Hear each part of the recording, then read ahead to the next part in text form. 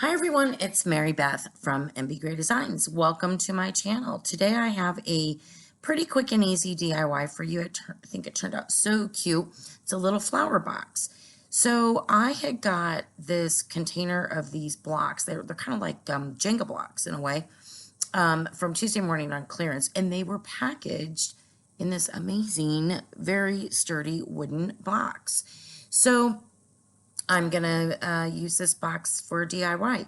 So I tried to take off the word wooden tower with some rubbing alcohol. I didn't have fingernail polish remover. I couldn't find any. But that wasn't working, and so I ended up deciding to just paint it, the black letters white, before I paint the whole box in Agave by Waverly chalk paint. So right now I'm just painting it in white. It's actually plaster because I couldn't find any white. But and the reason for that is because I just didn't want any of that to show through when I paint it with the color that I want the box to be. So I'm going through, I'm going to paint this, and then the color that I'm using overall for the entire box, after all this dries, is, again, it's called, I believe it's pronounced Agave, and it's by Waverly Chalk Paint, and it's kind of a bluish, greenish color. It is so, so pretty. And I don't think the camera will do it justice when you see it, but it is a very, very, very pretty color. I only bought a small bottle. I like to do that to see if I really like the color, but as much as I like this color, I will go back and buy like a larger bottle next time.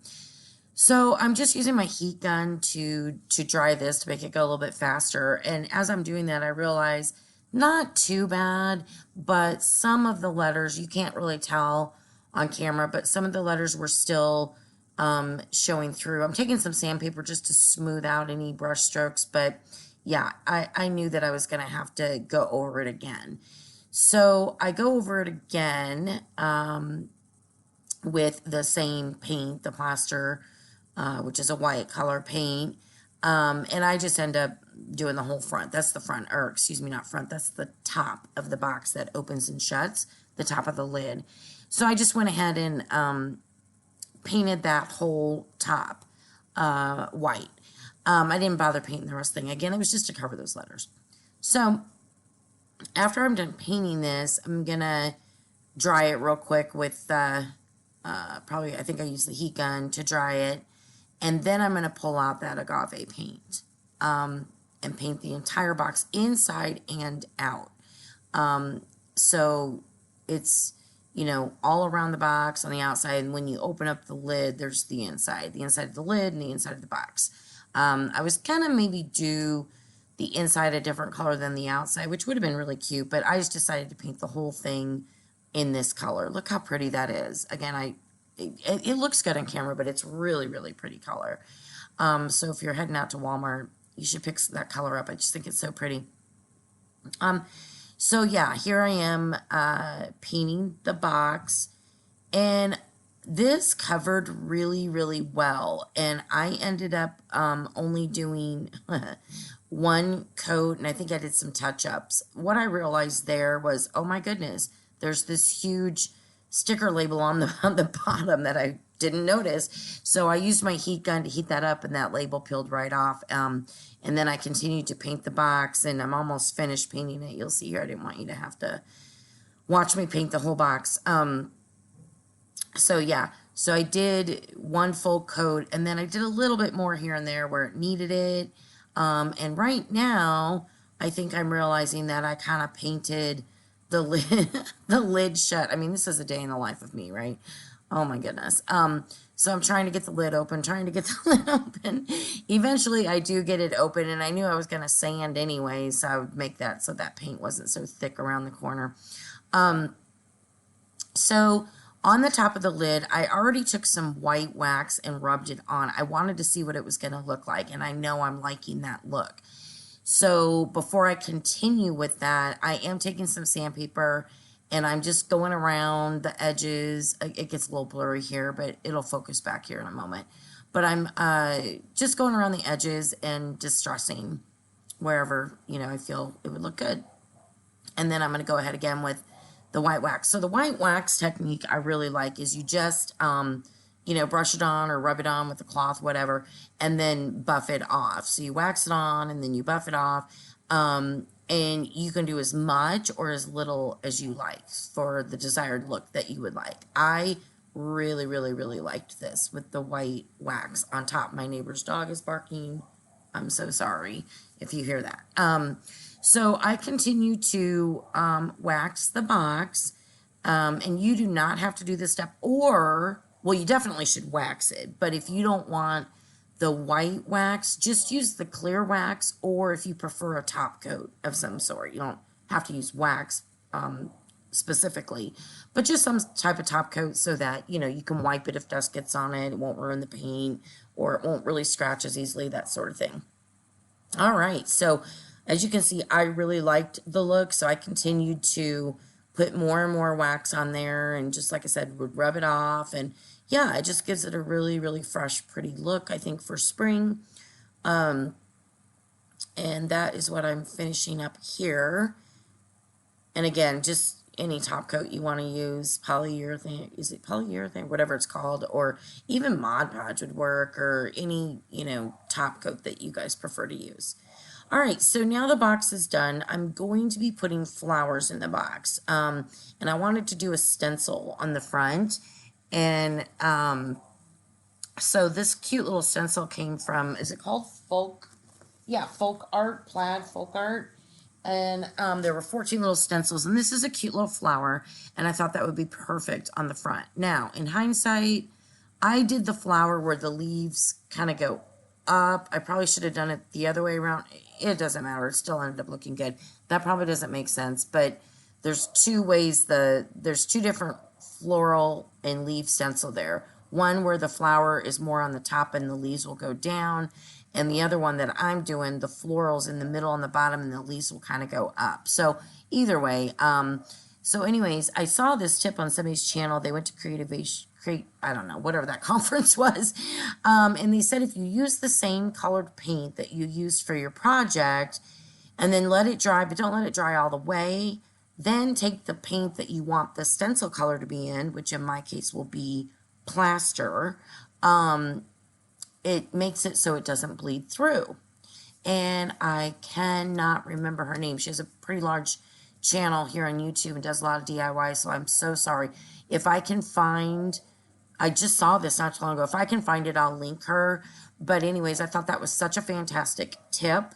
So I tried it, and it worked out really well. I couldn't believe it. So I did it in the agave, let it dry for just a little bit, not all the way fully dry. And then I took the plaster, as you'll see here, and went ahead and, you know, used my little sponge brush and patted it in to get that flower image onto the front of the box. So I don't know, it worked for me. Now, you could always do, if you don't want to do a stencil, you could, you know, trace an image on there. You can leave it blank. You can trace an image on there. You could use a silhouette or a cricket or something and put vinyl on it, whatever you decide. But I thought this stencil was really pretty with the flowers, just because I'm going to be putting flowers inside the box. Now, I really debated about that. At first, I was going to put these cute jars, which I think would be really cute, and I could maybe change it out later, but these cute little jars that would go in and hold flowers in the jars. But in the end, I decided to just use the foam that I think I picked up at Dollar Tree in the bottom, and then I used 3 different kinds of lilac flowers.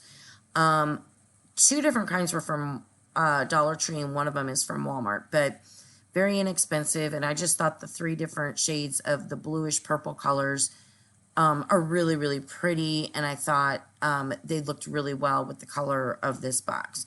So here I'm just cutting the foam, whatever that is. floral foam, I don't know. You know what I'm talking about, that green stuff. And putting it in the bottom. And here's all the different kinds of the lilac that I was talking about.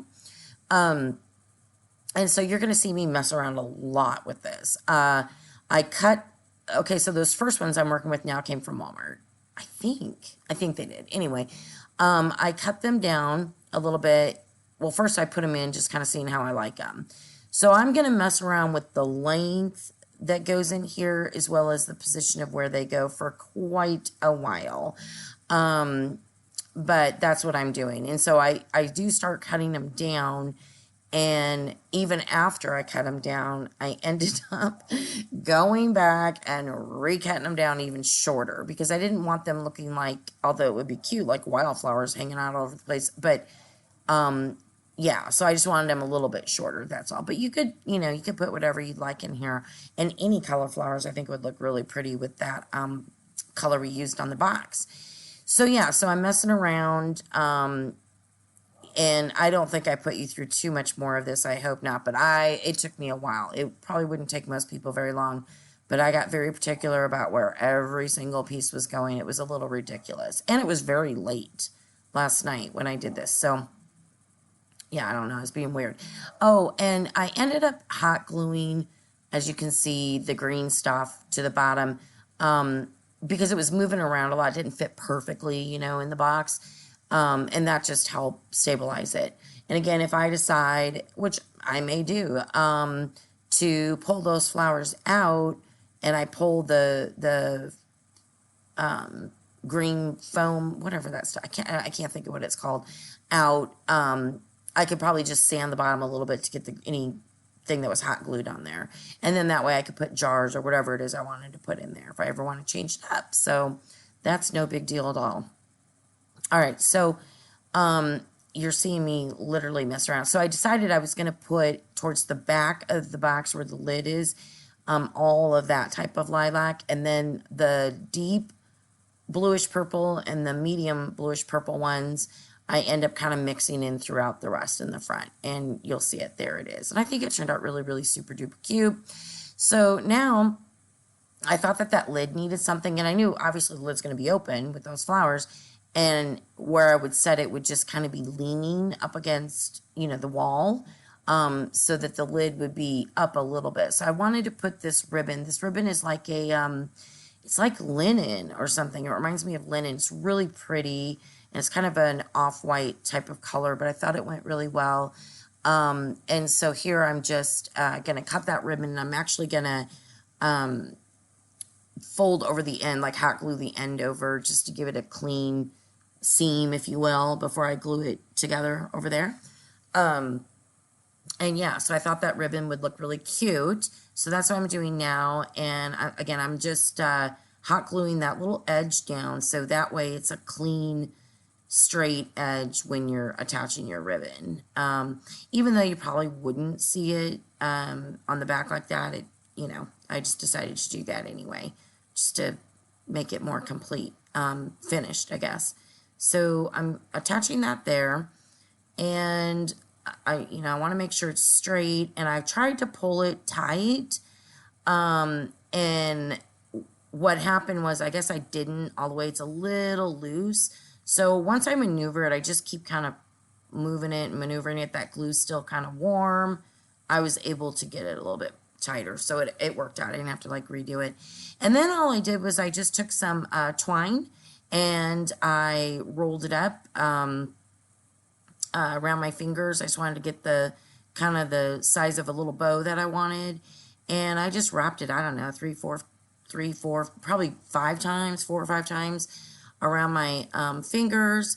And then I just take another piece. Well, I wrap it around, and then I'll take another piece of twine to tie it, if that makes sense, in the middle, so that it's a little bow.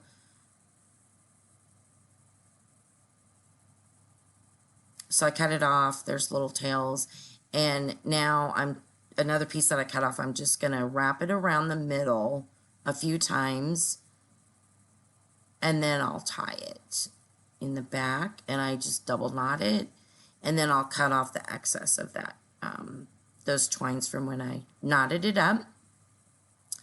So thank you to all my returning subscribers. I appreciate your support so much, and welcome to any new subscribers. I'm so happy that you have stopped by, and I really do hope that you would consider subscribing to my channel. I would love to have you here. And so here I go. I'm just gonna hot glue the bow right there, and I think I put way too much hot glue. I kind of fixed that later. I don't think it's filmed, but, and then I just, yeah, trim up the tails a little bit. There you go. Easy peasy. And yeah, you should see a picture here. I think it turned out really cute. And it really did not take long. It was just a one evening project. Super simple, and you can just be as creative as you want. And I think it is very, very pretty for spring. I'm wanting to use some other colors, and this brings some pretty colors into my home. So thank you